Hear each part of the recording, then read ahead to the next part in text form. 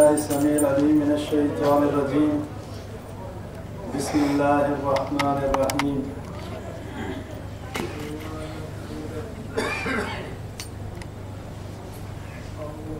يا أيها الذين آمنوا اتقوا الله حق تقاته ولا تموتن إلا وأنتم مسلمون.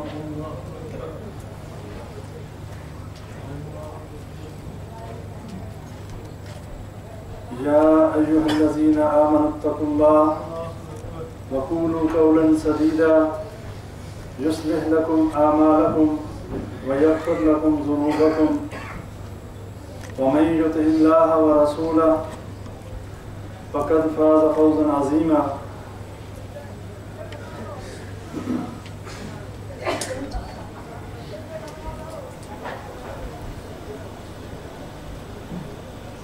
رب اشرح لي صدري ويسر لي امري واحلل عقدة من لساني يفقهوا قولي. تمام تعریفیں اللہ تبارک و تعالیٰ کی بابرکت ذات کے لیے اور انگن درود و سلام نبی اکرم صلی اللہ علیہ وسلم کی ذات مبارکہ کے لیے جن کو اللہ نے انسانیت کی ہدایت اور رہنمائی کے لیے مبعوث فرمایا، اور اس بات پر جتنا بھی اللہ کا شکر ادا کیا جائے کہ اللہ تعالیٰ نے ہمیں امت محمدیہ میں شامل کیا اور ہم مسلمان بنے۔ پچھلے دروس کے حوالے سے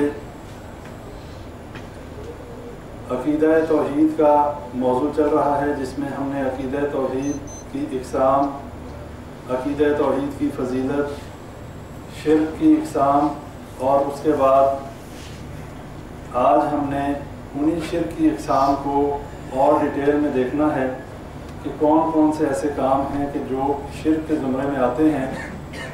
اور آج کا جو درس ہے اس حوالے سے کافی اہم ہے کہ اس کا تعلق ہماری روزمرہ کی زندگی کے ساتھ بھی ہے۔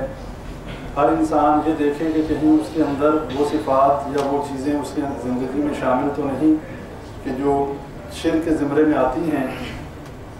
اگر ایسا ہے تو ہمیں اپنی اصلاح کرنی چاہیے، اس لیے کہ شرک کے بارے میں آپ بہت زیادہ سن چکے کہ شرک کی موجودگی میں انسان کا کوئی عمل جو ہے وہ قبول نہیں ہوتا۔ اللہ سے دعا کریں کہ اللہ تعالیٰ مجھے حق بات کہنے کی اور ہم سب کو سننے اور اس پر عمل کرنے کی توفیق عطا فرمائے۔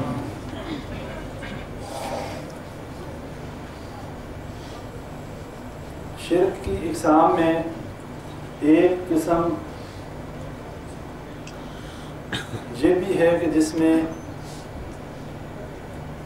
مشرکین مکہ جو تھے وہ گلوں میں اپنے تعویذ اور ایسی چیزیں باندھا کرتے تھے کہ جس سے وہ نظر بد سے بچنے کے لیے، بیماری سے اپنے آپ کو بچانے کے لیے اس طرح کے تمائم اور اس طرح کے تمیمہ اور جو ہے ایسی چیزیں لٹکایا کرتے تھے کہ جس کی مذمت نبی اکرم صلی اللہ علیہ وسلم نے بہت زیادہ کی، اور فرمایا کہ جس نے اپنے گلے میں کوئی چیز لٹکائی، من تعلق تمیمۃ فقد اشرک، کہ جس نے کوئی چیز ایسی لٹکائی اس نے شرک کیا۔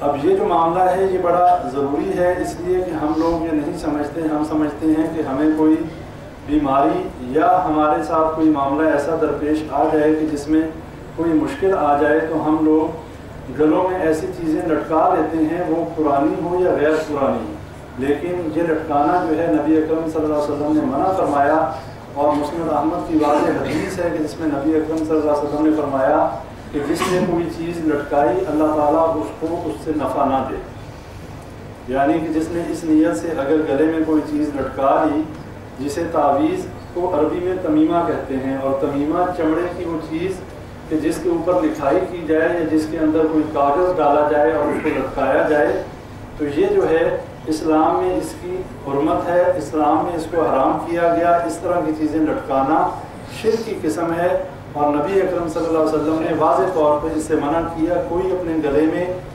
نہ تو کوئی تعویذ لٹکائے، نہ کوئی بازو کے اوپر کوئی دم کیا ہوا دھاگا باندھے، اور نہ ہی کوئی ایسی اور کوئی عمل کرے کہ جس میں لوگ بازوؤں پر دھاگے باندھ لیتے ہیں، کڑے ڈال لیتے ہیں، انگوٹھیاں ایسی پہن لیتے ہیں کہ جی یہ پتھر جو ہے یہ مجھے بڑا راس آیا ہے، یا یہ میرے لیے مجھے فلاں بزرگ نے بتایا ہے کہ یہ پتھر اگر پہنو گے، اس کی انگوٹھی بنا کر پہنو گے تو تمہاری مشکلیں حل ہو جائیں گی. یہ تمام شرک کی اقسام ہیں، ان سے منع کیا گیا. اسی طرح نبی اکرم صلی اللہ علیہ وسلم نے مشرکین سے اللہ تعالیٰ قرآن میں فرماتا ہے کہ ان سے کہو کہ جب حقیقت یہ ہے کہ تمہارا خیال کیا ہے کہ اگر اللہ تمہیں کوئی نقصان پہنچانا چاہے تو کیا تمہارے یہ جو دیویاں اور جو دیوتا ہیں، یعنی یہ لات منات، یہ جو بھی جن کو تم پوجتے ہو، کیا یہ اللہ کو اس بات سے روک سکتے ہیں کہ تمہیں اس تکلیف سے یہ دیویاں اور دیوتا تمہیں بچا لیں گے؟ کیا اگر اللہ تمہیں کوئی تکلیف پہنچانا چاہے تو تم یہ سمجھتے ہو کہ تمہارے یہ جو بزرگ ہیں، تمہارے یہ جو بت ہیں، تمہارے یہ جو لات منات ہیں جن کی تم پوجا کرتے ہو، یہ تمہیں اللہ کے اس عذاب اور اللہ کے اس تکلیف سے بچا لیں گے؟ تو اس کے جواب میں مشرکین مکہ خاموش، اس لیے کہ ان کا بھی یہ عقیدہ نہیں تھا کہ اگر اللہ انہیں کوئی تکلیف پہنچانا چاہے، اگر اللہ کا ان پہ عذاب آنا جو ہے اس کا فیصلہ ہو چکا ہو، تو یہ دیویاں اور دیوتا نہیں بچا سکتے. ان کا یہ عقیدہ تھا، انہیں معلوم تھا.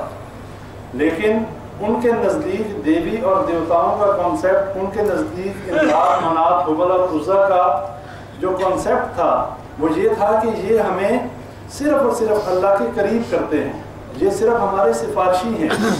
وہ بھی یہ مانتے تھے کہ نہ یہ اولاد دے سکتے ہیں، نہ یہ ہماری مشکلیں دور کر سکتے ہیں، لیکن ان کا یہ عقیدہ تھا کہ یہ اللہ کے نیک لوگ ہیں، یہ اللہ کے برگزیدہ بندے ہیں، یہ ہمارا وسیلہ ہیں، ہماری ان کے آگے، ان کی اللہ کے آگے. اور اس کا رد اللہ نے قرآن میں کیا، اور اللہ نے کہا کہ ان لوگوں نے شرک کیا، انہوں نے کفر کیا. مَا نَعْبُدُهُمْ إِلَّا لِيُقَرِّبُونَ إِلَى اللَّهِ زُلْفَىٰ کہ عقیدے کا رد کرتے ہوئے اللہ نے مشرکین مکہ کے بارے میں کہا کہ انہوں نے شرک کیا، انہوں نے توحید کو اس طریقے سے نہیں مانا کہ جو ماننے کا حق تھا. اور ہم یہ دیکھ لیں کہ آج ہمارے اندر کہیں یہ بیماری تو نہیں ہے، کہیں ہمارا بھی یہ کانسیپٹ تو نہیں ہے، ہمیں سے کوئی بھی یہ نہیں کہتا کہ اللہ مشکل کشا نہیں ہے یا اللہ حاجت روا نہیں ہے. ہر شخص کا یہی عقیدہ ہے کہ اللہ ہی مشکل کشا ہے.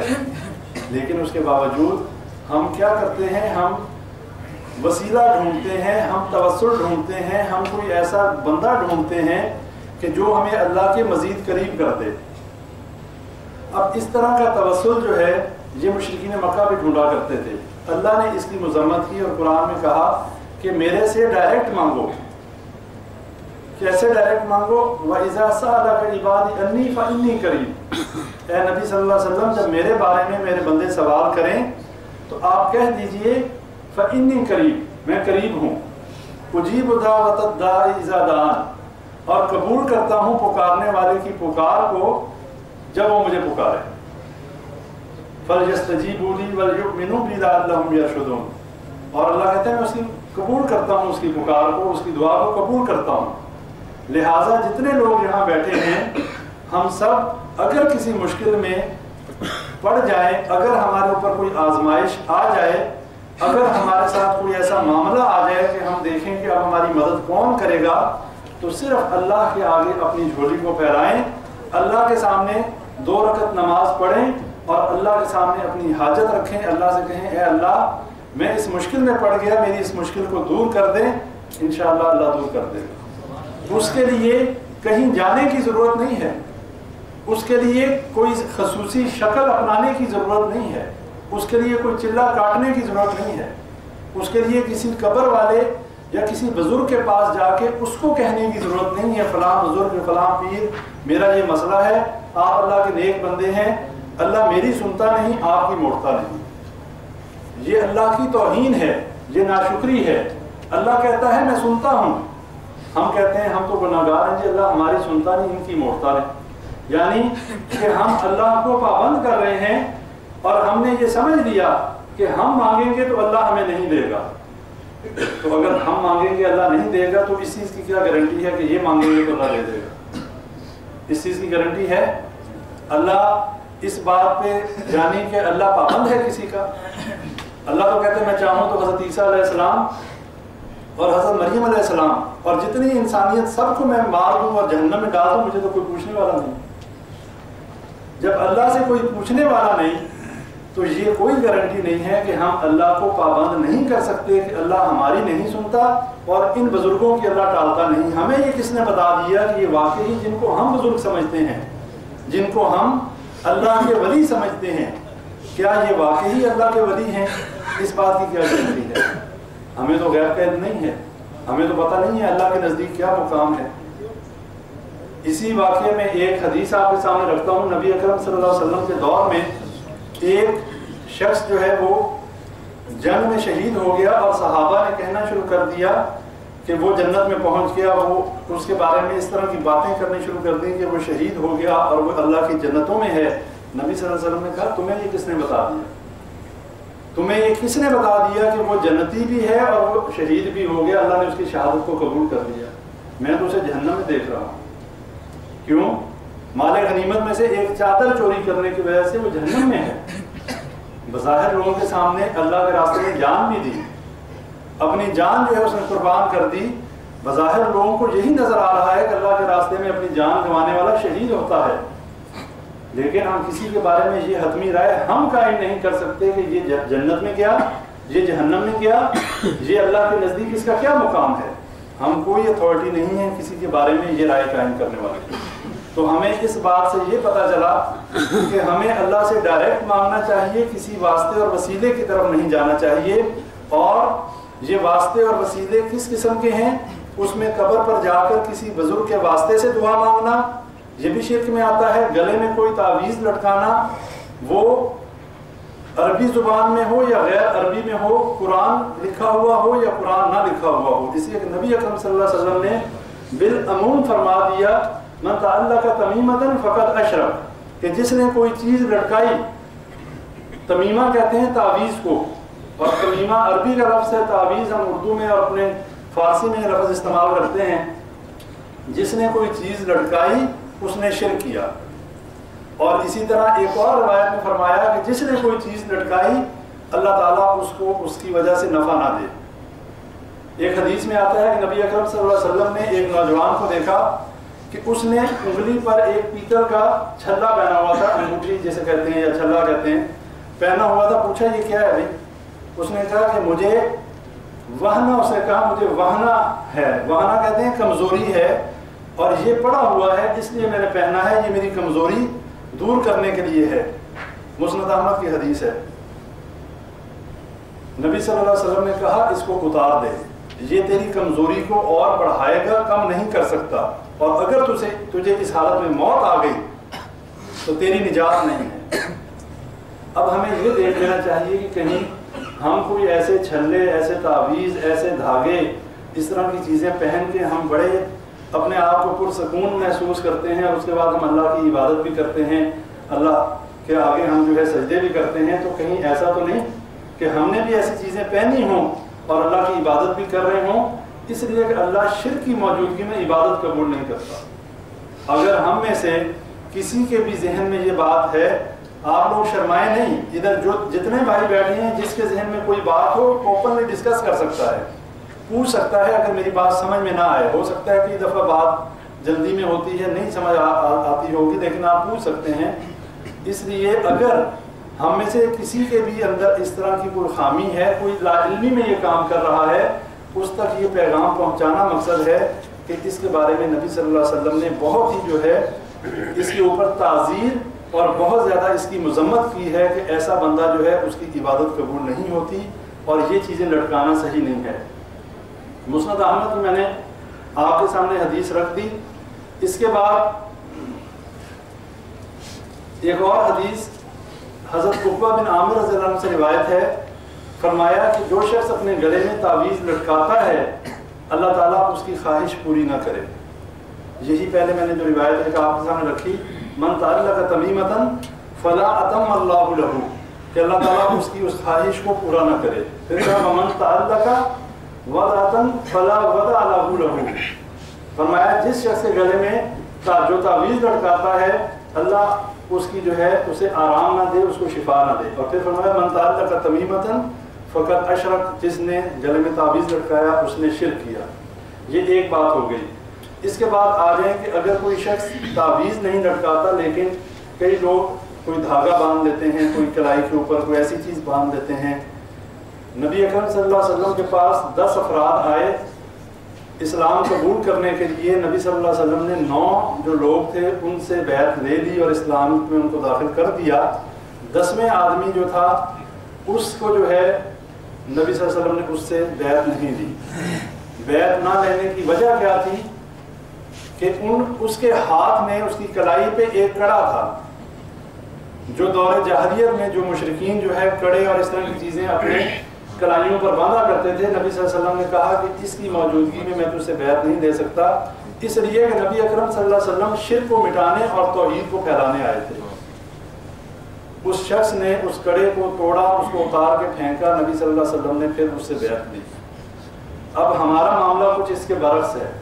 ہمارا معاملہ یہ ہے کہ ہم تو سارے ہیں ہی مسلمان اور مسلمانوں کے گھروں میں پیدا ہوئے۔ اگر ہم مسلمان نہ ہوتے اور اب ہمیں مسلمان ہونا ہوتا تو نبی اکرم صلی اللہ علیہ وسلم کبھی بھی ہمیں مسلمان نہ کرتے۔ اگر ہمارے ہاتھوں میں، ہمارے گلے میں، ہمارے پاس ایسی چیزیں ہوتی تو پہلے ہمیں وہ اتارنی پڑتی۔ اب چونکہ ہم مسلمانوں کے گھر میں پیدا ہوئے اور مسلمانوں کے گھر میں پیدا ہونے کے بعد اگر ہم یہ کام کریں گے تو شرک ہے، اس کا نام بے شک جو بھی رکھ لیں۔ یہ ہمیشہ یاد رکھیں کہ دین کے اندر، اسلام کے اندر قاعدہ اور کلیہ جو ہے، نام بدلنے سے اس کا جو ہے، اگر سود کا نام کوئی تحفہ یا کوئی اس کا کچھ اور رکھ دے گا تو سود ہی رہے گا۔ اگر رشوت کا نام ہدیہ رکھ دیا جائے تو وہ نام بدلنے سے اس کی جو ہے حرمت چینج نہیں ہو جاتی، وہ رہے گا وہی، سود رہے گا۔ وہ شراب جو ہے شراب رہے گی، اسے مشروب کا نام دے دیں۔ اس کے علاوہ جو ہے رشوت جو ہے اس کو ہدیے کے نام سے دیں لیکن وہ رشوت ہی رہے گی۔ ہمارے نام بدلنے سے اس کا گناہ اور اس کا جو ہے وہ کم نہیں ہو جائے گا، وہ وہی رہے گا۔ اسی طرح شرک جو ہے اس کا نام جو مرضی رکھ لیں، بزرگوں کی محبت کا نام رکھ لیں، ان کی عقیدت کا نام رکھ لیں کہ ہم ان سے تو نہیں مانگتے، ہم تو اللہ سے مانگتے ہیں، ہم تو صرف ان کو اللہ کے نیک بندے سمجھتے ہیں۔ یہی عقیدہ مشرکین مکہ کا بھی تھا۔ اب آگے یہ بات بھی کلیئر ہو گئی۔ سیدنا حذیفہ رضی اللہ عنہ سے روایت ہے کہ وہ ایک شخص کی بیمار کرسی کے لیے گئے، اس شخص نے ایک دھاگا باندھا ہوا تھا، تو اس سے پوچھا کہ بھئی یہ تو نے دھاگا کیوں باندھا ہوا ہے، یہ کیا وجہ؟ اس نے کہا یہ میں پڑا ہوا ہے، میں نے کسی سے اس پہ دم کروایا ہے اور یہ جو ہے اس بیماری کو دور کرنے کے لیے ہے۔ حضرت حذیفہ رضی اللہ عنہ فرمانے لگے کہ اس دھاگے کو توڑ دیا اور فرمایا کہ اگر اس دھاگے کی موجودگی میں تو مر جاتا میں تیرا جنازہ نہ پڑتا۔ اور آپ کو یہ پتہ ہونا چاہیے کہ کسی مسلمان کا جنازے کا پڑھنا جو ہے، جنازہ پڑھنے والے کے لیے اگر صرف جنازہ پڑھے تو 1 قرات ثواب ہے، اور اگر اس کو جنازہ پڑھنے کے بعد اس کو دفن بھی کرے تو اس کے لیے 2 قرات کا ثواب ہے۔ اور یہ 2 قرات جو ہیں یہ احد پہاڑ جتنے ہیں، اتنا ثواب ہے کسی بندے کا جنازہ پڑھنا۔ اور جس مرنے والے کا جنازہ 40 لوگ جو مواحد ہوں، مواحد یعنی کہ جو شرک کرنے والے نہ ہوں، جن کا عقیدہ توحید بالکل صحیح ہو، ایسے 40 لوگ جس بندے کا جنازہ پڑھیں اس کے لیے اللہ تعالیٰ ان کی سفارش قبول کرتا ہے اور اس کی مغفرت فرما دیتے ہیں۔ لیکن اگر جو فوت ہوا وہ بھی گلے میں تعویذ لیے فوت ہوا، اور جو جنازہ پڑھنے والے ہیں وہ بھی شرک کرنے والے یا ان کے بھی گلوں میں تعویذ اور ہاتھوں میں دھاگے ہیں، تو یہ بتائیں کہ جو مرنے والا ہے اسے کیا فائدہ، اور جو اس کا جنازہ پڑھنے والے ہیں ان کی اللہ کون سی دعا قبول کرے گا۔ اس لیے ہمارا موضوع طویل ضرور ہے، لیکن ہمیں ایک ایک چیز کو سمجھنا ہے کہ کون کون سی چیز جو ہے شرک ہے۔ اگر کوئی ایک چیز بھی رہ گئی اور ہم اسے نہ سمجھ پائے اور کرتے رہے اور ساتھ عبادت بھی کرتے رہے تو ہماری عبادت ضائع ہو جائے گی۔ اس لیے ہمیں اپنا ٹائم ضائع نہیں کرنا۔ ہم نے صرف یہاں پر یہ نہیں کہ عبادت کی اور گھر چلے گئے، بات ختم ہو گئی، اب ہمیں نہیں پتا کہ قبول ہوئی کہ نہیں ہوئی۔ ہمیں اس چیز کا خیال رکھنا ہے کہ کوئی ایسا کام نہ کر بیٹھیں کہ ہماری عبادت ضائع ہو جائے، ہمارا عمل اللہ کے ہاں قبول ہی نہ ہو۔ ایسا کوئی ہمیں جو ہے کمزوری اور کوتاہی نہیں رکھنی۔ عبداللہ بن مسعود رضی اللہ تعالیٰ عنہ اپنے گھر میں گئے، ان کی بیوی زینب رضی اللہ تعالیٰ عنہ جن گلے میں ایک دھاگا اور ایک ہار کی طرح کی شکل کی ایک چیز پہنی ہوئی تھی، تو حضرت عبداللہ بن مسعود رضی اللہ تعالیٰ عنہ نے پوچھا کہ یہ کیا ہے؟ انہوں نے کہا کہ میری آنکھ میں تکلیف ہوتی ہے، جس وجہ سے میں نے ایک جو ہے خادمہ کے ذریعے اس کے اوپر کچھ پڑھوایا ہے اور میں نے اس کی دور کرنے کے لیے یہ پہنا ہوا ہے۔ عبداللہ بن مسعود رضی اللہ عنہ نے ہاتھ بڑھایا اور کھینچ کے توڑ دیا اور کہا کہ عبداللہ کے گھر میں شرک نہیں ہو سکتا، اور یہ فرمایا، ساتھ ہی سورہ یوسف کی آیت نمبر 106 پڑھی، وَمَا يُؤْمِنُ أَكْثَرُهُم بِاللَّهِ إِلَّا وَهُمْ مُشْرِكُونَ، کہ اکثریت جو ہے اللہ پر ایمان لانے کے بعد شرک کرنے والی ہے۔ ان کی جو اہلیہ حضرت زینب رضی اللہ عنہ نے کہا کہ جب میں اس کو پہنتی ہوں میری آنکھ میں چبھن ہوتی ہے، لیکن جب میں یہ پہن لیتی ہوں تو وہ چبھن ختم ہو جاتی ہے، یعنی میری تکلیف سے مجھے آرام مل جاتا ہے۔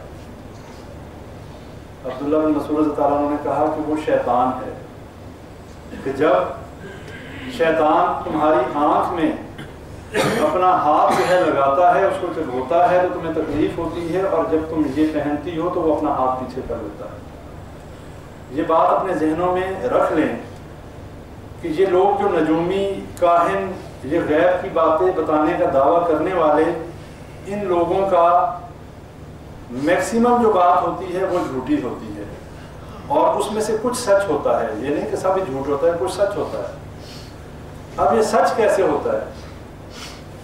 سچ ایسے ہوتا ہے کہ ان کا تعلق جنات کے ساتھ ہوتا ہے۔ نبی اکرم صلی اللہ علیہ وسلم کے مبعوث ہونے سے پہلے جنات جو ہیں، شیاطین جو ہیں، وہ آسمان پر کان لگا کر بیٹھا کرتے تھے خبریں سننے کے لیے، اور یہ تمام کام اللہ کی مرضی کے بغیر نہیں ہو سکتا، اس لیے کہ اللہ تعالیٰ نے اس کے ذریعے کچھ کو جو ہے ہدایت دینی ہوتی ہے، کچھ اسی چیز سے گمراہ ہو جاتے ہیں، جیسا کہ نبی صلی اللہ علیہ وسلم کی حدیث ہے، فرمایا رات کو بارش ہوئی، صبح جب اٹھے تو فرمایا آج رات اس بارش سے کئی لوگ جو ہیں وہ گمراہ ہو گئے، اور کئی جو ہیں ان کے ایمان جو ہیں اور مضبوط ہو گئے۔ صحابہ نے پوچھا کیا معاملہ نبی صلی اللہ علیہ وسلم؟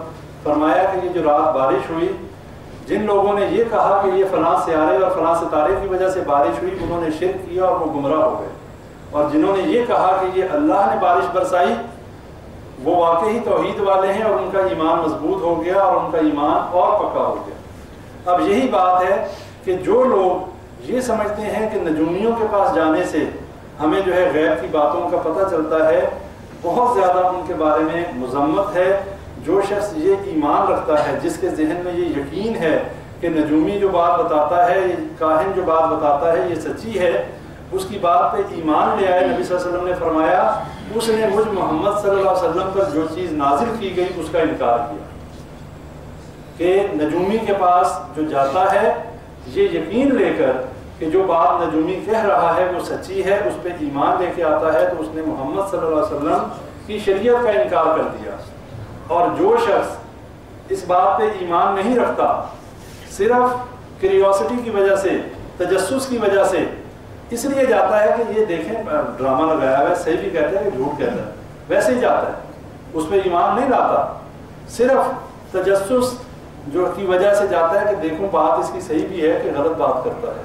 نبی صلی اللہ علیہ وسلم نے کہا جو اس عقیدے سے جائے اس کی 40 دن کی نماز قبول نہیں۔ اب بھائیوں، یہ نجومیوں اور کاہنوں کے پاس جانا، ان کی باتوں کے اوپر ایمان لانا، یہ بھی شرک کی ایک شکل ہے۔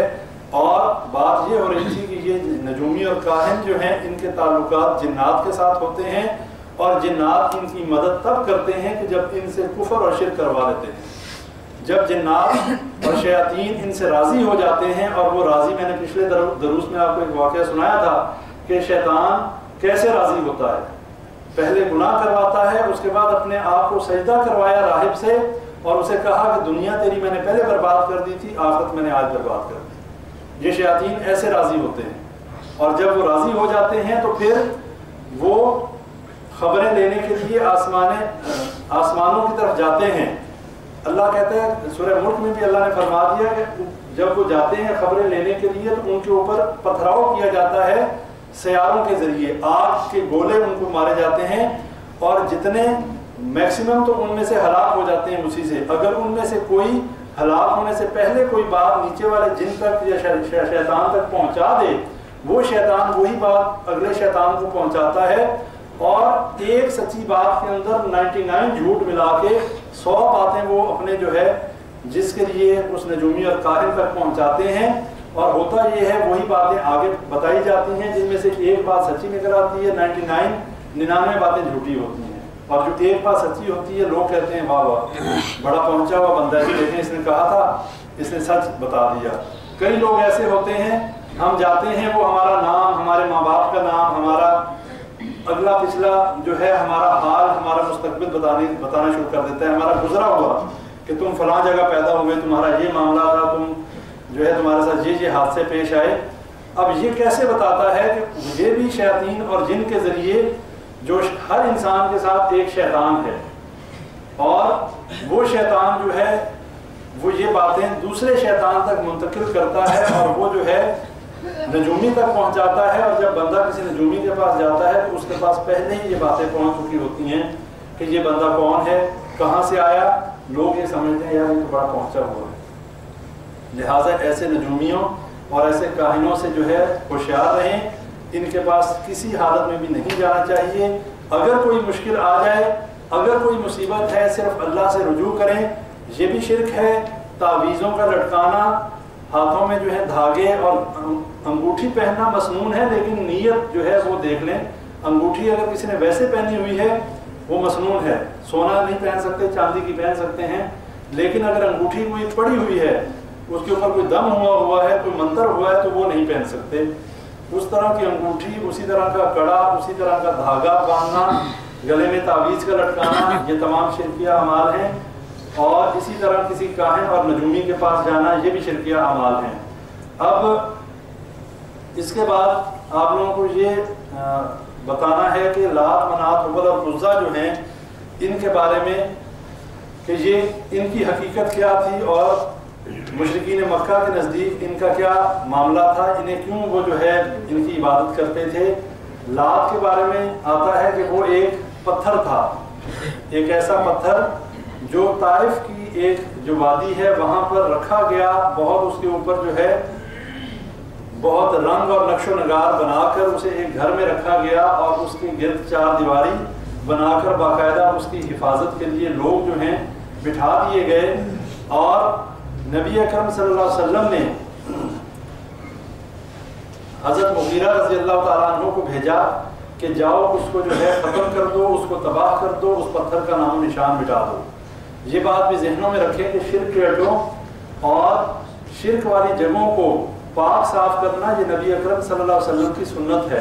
اور نبی اکرم صلی اللہ علیہ وسلم نے یہ کام صحابہ کے ذریعے کروایا. یہ لات جو تھا یہ ایک سفید پتھر تھا جسے حضرت مغیرہ رضی اللہ تعالیٰ عنہ کو نبی اکرم صلی اللہ علیہ وسلم نے بھیجا کہ اس کو ختم کر دو، اس کو مسمار کر دو. حضرت مغیرہ جو ہے وہ گئے اور انہوں نے اس پتھر کو جو ہے جلا دیا، اس کو بالکل تباہ کر دیا، اور اس گھر کو آگ لگا دی جس میں وہ پتھر تھا. اور اسی طرح ابو سفیان جو ہے عزیٰ کے بارے میں آتا ہے کہ جب غزوہ احد ہوئی اس میں ابو سفیان نے یہ کہا لنا العزیٰ ولا عزیٰ لکم، کہ ہمارے لیے ہمارا معبود عزیٰ ہے اور تمہارا عزیٰ نہیں ہے. تو اللہ تعالیٰ نے صحابہ سے کہا اسے جواب دو اللہ مولانا ولا مولا لکم، کہ اللہ ہمارا مولا مددگار ہے اور تمہارا اللہ مددگار نہیں ہے. اور یہ عزیٰ کیا تھا؟ یہ ایک عورت تھی جو بغیر کپڑوں کے برہنہ حالت میں رہتی تھی، اور نبی صلی اللہ علیہ وسلم نے حضرت خالد بن ولید رضی اللہ تعالیٰ عنہ کو بھیجا کہ اس کو ختم کراؤ. اور جب وہ گئے تو انہوں نے دیکھا کہ اس وادی میں، نخلا وادی میں 3 درخت موجود تھے. وہ سمجھے کہ یہی عزیٰ ہے. انہوں نے ان تینوں درختوں کو کاٹ دیا اور وہاں پہ جو بھی مکانات تھے ان کو مسمار کر دیا. واپس آئے، نبی صلی اللہ علیہ وسلم نے کہا کہ نہیں، یہ تو تم دوبارہ جاؤ، تم نے عزیٰ کو ختم نہیں کیا.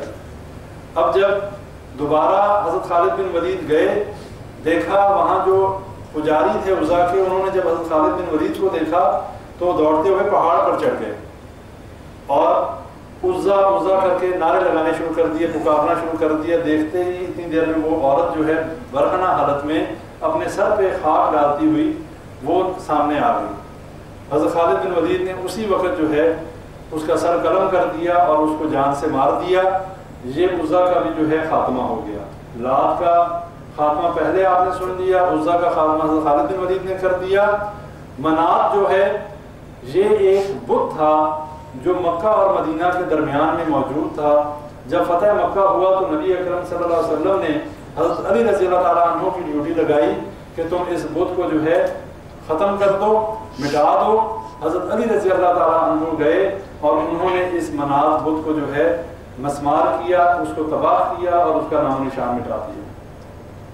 اس بات سے ہمیں یہ پتہ چلتا ہے کہ یہ شرک کے اڈوں پر اس طرح کی چیزوں کا ختم کرنا یہ نبی اکرم صلی اللہ علیہ وسلم کی سنت اور ان کا حکم ہے، اور ایسی جگہوں کو ختم کرنے والے دین کو جو ہے دین کے لیے خدمات سر انجام دے رہے ہیں ان کو برا بھلا کہنا، ان کے بارے میں یہ کہنا کہ مقدس مقامات کی بے حرمتی کر دی۔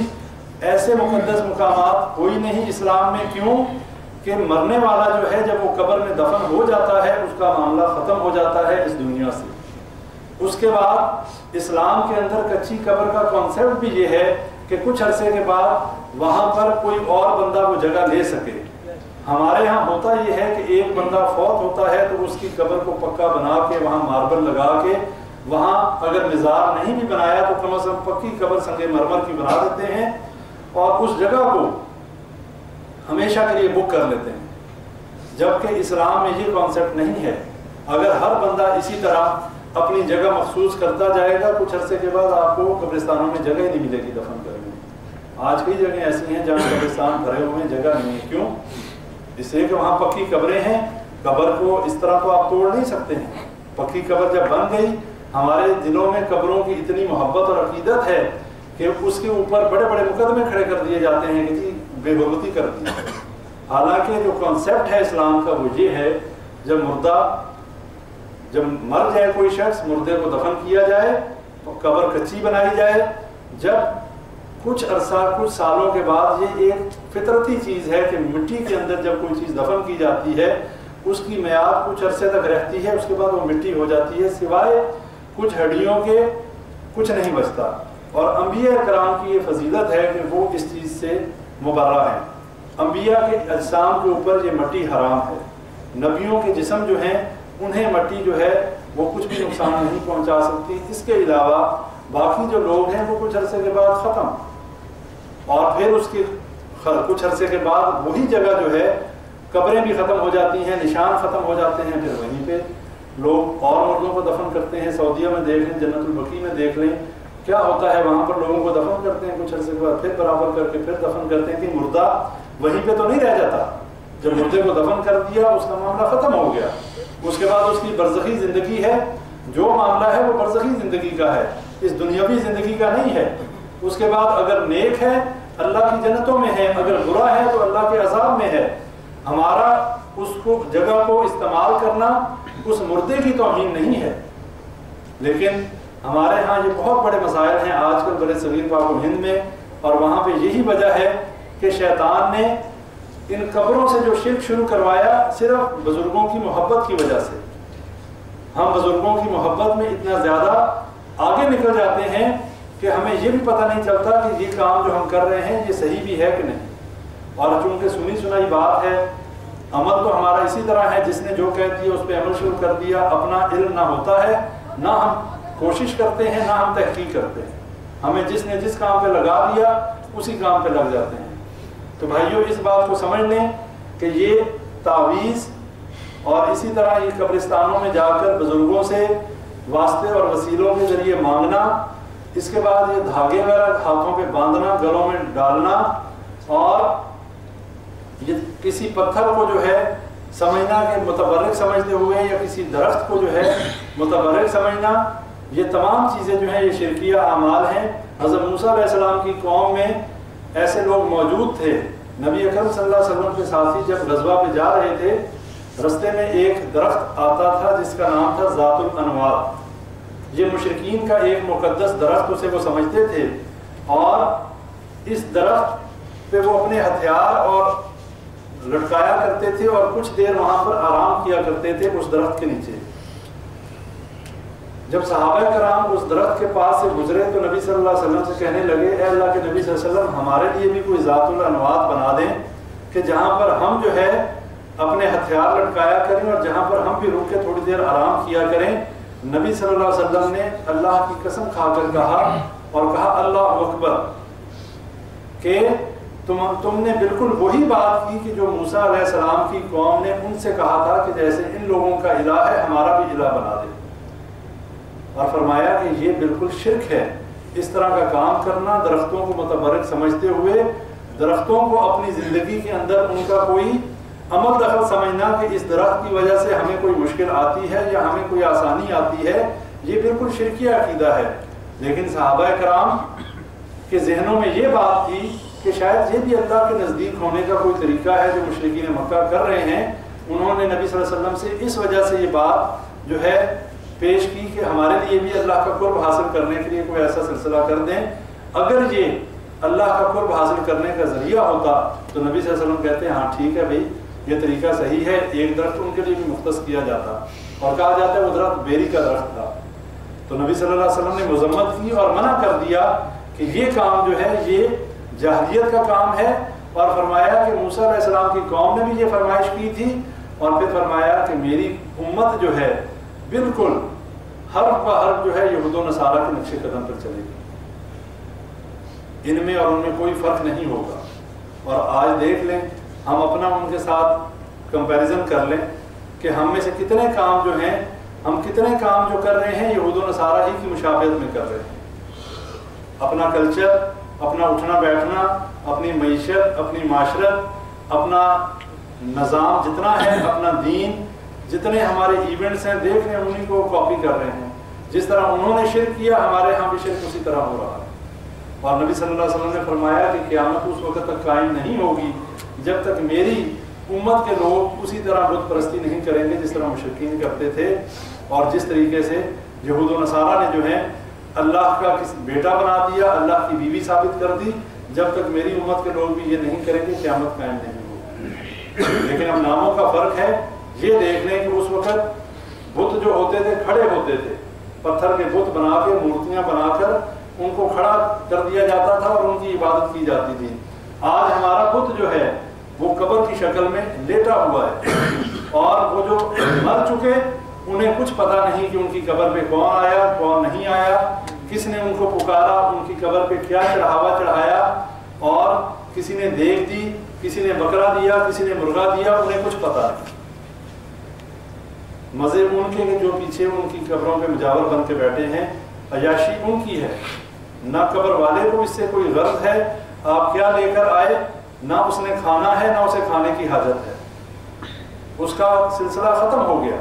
اب پیچھے جو بھی لے کے جائیں گے وہ ادھر بیٹھا ہوا مجاور جو ہے جو لوگوں کو گمراہ کرنے کے لیے وہاں بیٹھا ہے وہ آپ کے ایمان اور آپ کے مال کا دشمن ہے، اور اس کا نہ تو کوئی نفع پہنچے گا بلکہ اللہ تعالیٰ نے اس چیز کو حرام قرار دیا مسلمانوں کے لیے کہ غیر اللہ کے نام پہ کوئی چیز دی ہوئی اس کا استعمال کرنا۔ اللہ تعالیٰ قرآن میں فرماتا ہے انما حرم علیکم المیت والدم ولحم الخنزیر وما اہل به لغیر اللہ، کہ اللہ نے تمہارے لیے مردار کو حرام کر دیا، تمہارے لیے خون کو حرام کر دیا، تمہارے لیے خنزیر کے گوشت کو حرام کر دیا، اور تمہارے لیے اس چیز کو حرام کر دیا کہ جو کسی غیر اللہ کے نام پہ دی جائے۔ اور اس تسلسل کو دیکھ لیں کہ سب سے پہلے اللہ نے جو چیز حرام کی وہ مردار ہے، یعنی مردہ، کوئی ذبح کیے بغیر کوئی چیز مردار ہے، مری ہوئی چیز، سوائے یہ مچھلی وغیرہ جو ہے اس کو اللہ نے حرام قرار دے دیا۔ پھر کہا یہ خون جو ہم ذبح کرتے ہیں اور خون بہتا ہے اس خون کو بھی حرام قرار دیا گیا۔ پھر خنزیر کے گوشت کو حرام کیا گیا، اور اس کے بعد کہا کہ جو چیز غیر اللہ کے نام پہ دی جائے وہ حرام کی۔ اب اگر کوئی شخص ایسی سچویشن میں ہے کہ اس کے پاس کوئی اور آپشن نہیں ہے، مرنے والا ہے، اللہ نے آگے فرما دیا کہ اگر کوئی عداوت اور حد سے بڑھنے والا نہ ہو تو وہ جو ہے استعمال کر سکتا ہے کیا؟ اگر اس کو کوئی چیز میسر نہیں ہے تو وہ دیکھے گا مردار اگر ہے اپنی جان بچانے کے لیے مردار کا استعمال کر سکتا ہے۔ لیکن اگر اس کے پاس غیر اللہ کے نام پہ دی ہوا پلاؤ مرغہ زردہ ہے، اس کے مقابلے میں مردار ہے، تو وہ مردار کا استعمال کر سکتا ہے، وہ غیر اللہ کے نام پہ دی ہوئی چیز نہیں کھا سکتا۔ اور اگر اس کے پاس مردار نہیں ہے، خون ہے، اور یہ غیر اللہ کے نام پہ دیا ہوا زردہ پلاؤ ہے، تو وہ خون کا استعمال کر سکتا ہے، اس کا استعمال نہیں کر سکتا۔ اور اس کے بعد اگر خنزیر کا گوشت ہے، وہ خنزیر کا گوشت کھا سکتا ہے، یہ زردہ پلاؤ نہیں کھا سکتا۔ اور اگر وہ خنزیر کا گوشت بھی نہیں ہے، پھر اس کا نمبر آتا ہے، یعنی یہ چوتھے نمبر پہ ہے۔ جو سب سے پہلی چیز استعمال ہو سکتی ہے وہ مردار، اگر کچھ بھی کھانے کو نہیں، دوسرے نمبر پہ خون، تیسرے نمبر پہ خنزیر کا گوشت، اور چوتھے نمبر پہ یہ غیر اللہ کے نام پہ دی ہوئی چیز۔ ہمارے ہاں تو رواج ہے یہ غیر اللہ کے نام پہ دی ہوئی چیز تو گھروں میں آتی بھی ہے، کھاتے بھی ہیں، ہمارے گھروں میں لے کے بھی آتے ہیں، جی یہ فلانے کی نظر ہے، فلانے کی نیاز ہے، یہ ہے، یہ وہ ہے۔ ہم تو کبھی نہیں کسی نے یہ سوچا ہوگا کہ یار یہ ہم کیا کھا رہے ہیں، وہ ہم بھی کھاتے ہیں، ہماری اولاد بھی کھاتی ہے، اور ہمیں یہ سمجھ بھی نہیں آتی کہ ہم یہ کتنی جو ہے حرام چیز کھا رہے ہیں اور کتنی اس کی مذمت ہے جو چیز ہم کھا رہے ہیں۔ تو اللہ تعالیٰ سے دعا کریں اللہ تعالیٰ ہمیں صحیح عقیدے کا فہم نصیب فرمائے، ہمیں ان تمام چیزوں سے اللہ تعالیٰ محفوظ فرمائے کہ جو شرک کے زمرے میں آتی ہیں، جو ہمیں پتہ ہے اور جو ہمیں نہیں پتہ، اللہ تعالیٰ ہمیں ان سب سے محفوظ فرمائے۔ اور کوشش کریں کہ یہ باتیں جو ہیں ان کو اپنے ذہنوں میں، اپنے دلوں میں بٹھائیں اور اس کے مطابق تھوڑا علم حاصل کریں، اس لیے کہ یہ ہفتے کے بعد ایک سیشن ہوتا ہے، لیکن پورا ہفتہ جو ہے اس میں اپنی ذمہ داری آپ لوگ اٹھائیں، جو پیغام آپ لوگوں تک پہنچتا ہے اس کو دوسروں تک پہنچائیں تاکہ دوسرے لوگ بھی اس سے فائدہ اٹھائیں، اور اپنی اولاد، اپنے گھر والے، ان کی اصلاح کی کوشش کریں، ان کی تربیت کی کوشش کریں، ان کو بھی جو ہے اپنے اس سلسلے میں ان کے ساتھ بھی ان ٹچ رہیں، ان کی بھی خبر گیری کریں کہ کس حال میں ہیں، کدھر جا رہے ہیں، کیا کر رہے ہیں، اس لیے کہ ان کے بارے میں بھی ہم سے سوال کیا جائے گا۔ اگر اللہ ہمیں عقیدہ توحید کا فہم نصیب فرما دے تو پھر ہماری یہ ذمہ داری ہے کہ ہم دوسروں تک اس پیغام کو پہنچائیں، اور یہ ہم سب کی ذمہ داری ہے۔ اللہ تعالیٰ سے دعا ہے کہ اللہ تعالیٰ ہمیں صحیح عقیدہ توحید کا فہم نصیب فرمائے۔ جو باتیں کی گئیں اس میں جتنی باتیں صحیح ہیں اللہ تعالیٰ کی طرف سے، اور جو غلطی اور کمی کوتاہی رہ گئی ہو وہ میری اور شیطان کی طرف سے اللہ تعالیٰ معاف فرمائے۔ ربنا آتنا فی الدنیا حسنۃ وفی الآخرۃ حسنۃ وقنا عذاب النار۔ ربنا ظلمنا انفسنا وان لم تغفر لنا وترحمنا لنكونن من الخاسرین۔ ربنا لا تزغ قلوبنا بعد إذ هديتنا وهب لنا من لدنك رحمة إنك أنت الوهاب۔ يا حي يا قيوم برحمتك نستغيث، يا حي يا قيوم برحمتك نستغيث۔ اللهم إني أسألك علما نافعا ورزقا واسعا وشفاء من كل داء۔ اللهم إني ظلمت نفسي ظلما كثيرا ولا يغفر الذنوب إلا أنت فاغفر لي مغفرة من عندك وارحمني إنك أنت الغفور الرحيم۔ ربنا تقبل منا إنك أنت السميع العليم وتب علينا إنك أنت التواب الرحيم۔ سبحان ربك رب العزة عما يصفون وسلام على المرسلين والحمد لله رب العالمين۔ کسی بھائی کا کوئی سوال ہو تو پوچھ سکتے ہیں بغیر کسی جھجک کے۔